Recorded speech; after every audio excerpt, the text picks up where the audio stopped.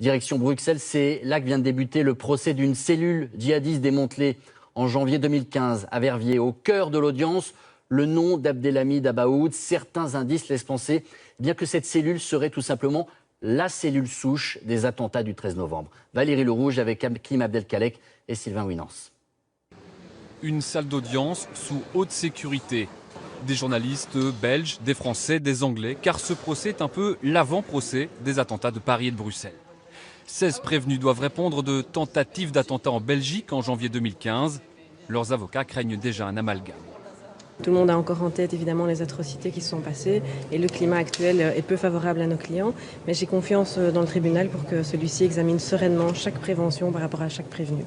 La cellule de Verviers visait, selon le parquet, un commissariat de police belge et des magistrats. Des fantasmes, selon les avocats de la défense.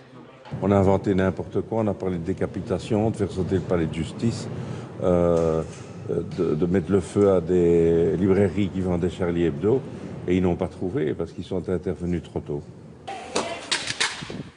Pourtant, quand les forces spéciales donnent l'assaut de l'appartement de Verviers, elles retrouvent des explosifs, 3 kalachnikovs, des armes de poing et des uniformes de policiers.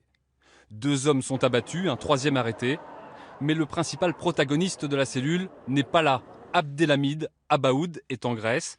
C'est lui qui, 10 mois plus tard, coordonnera les attentats de Paris avant de mourir durant l'assaut donné dans l'immeuble de Saint-Denis. Sur les 16 prévenus, beaucoup sont en fuite. Seuls 7 sont présents sur le banc des accusés. Ils entendent démontrer que leur seul tort est d'avoir fréquenté les 2 djihadistes morts dans l'assaut de Verviers. Le procès doit durer 3 semaines.